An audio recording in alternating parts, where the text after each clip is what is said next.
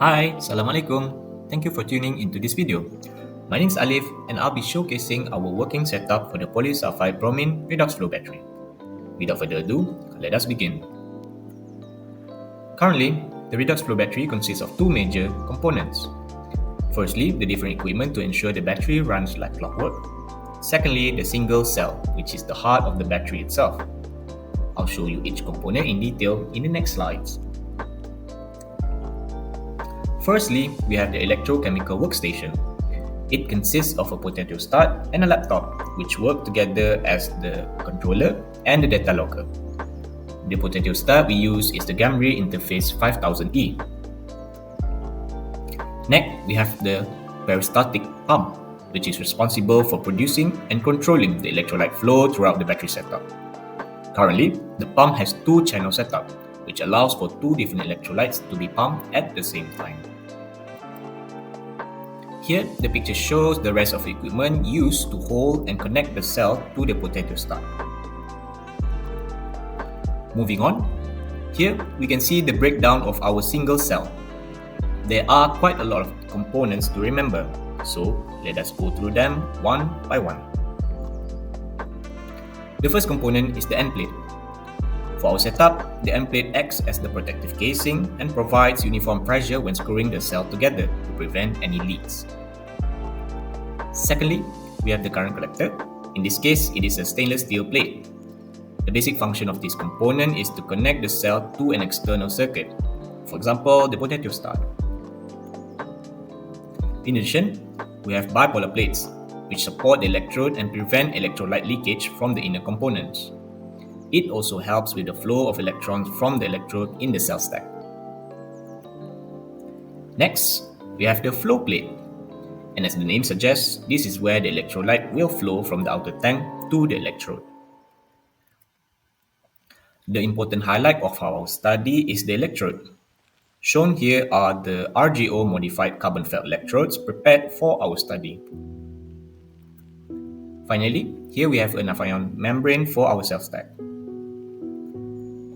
Now, it is time to see how we set up our cell stack. Firstly, the screws were inserted in the holes of the end plates to act as a holder for the stack. Afterwards, all the cell components were stacked together in a specific order to form a single cell stack, as shown here. Next, nut and washers were screwed onto the second end plate. The first screw-in should be hand-tightened to ensure uniform pressure is applied to the cell stack. After all the nuts had been hand-tightened, they were further tightened using an electric power tool to make sure enough pressure was applied to prevent any leakage. Now, the cell is good to go. We can now set up the redox flow battery. Here, we hang our cell using the stand and clamp to hold it in place. It is important to make sure that the cell is level and stable to avoid any accidents.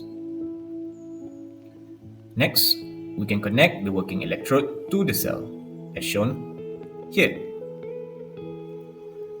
Afterwards, the counter electrode was also connected, as shown here.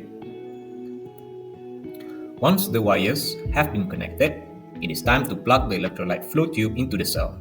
The one shown here is the input tube, which carries the electrolyte from the tank into the cell, while another output tube will be inserted into the bottom right corner of the cell to flow back into the tank.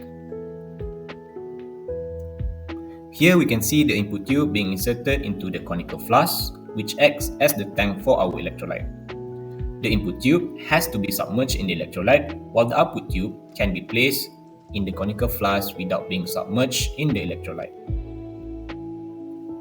Before the electrochemical test, we first acclimatize the system by allowing the electrolyte to flow for 10 minutes. After 10 minutes, the pump was primed as shown in the video to remove any air bubbles left in the tube and cell. Shown here are the two electrolytes used for the polysulfide-bromine redox flow battery. On the left, the sodium bromide is the catalyte, while the sodium polysulfide is the analyte. After everything is set up, we can run a preliminary test to make sure the wire connection is okay and the cell is working normally. Two different studies were carried out to determine the optimum flow rates and the real-life charge-discharge performance of the different materials used in the study. We will later demonstrate the observable change in the electrolyte during the working cell test. These are physical changes observed in the two electrolytes during the charge-discharge cycle. The forward arrow shows the change during charging cycle, while the reverse arrow shows the change during the discharge cycle. So, my narration will end here, and I'll end the video with the time lapse for one charge-discharge cycle of the battery system. Thank you. Bye-bye.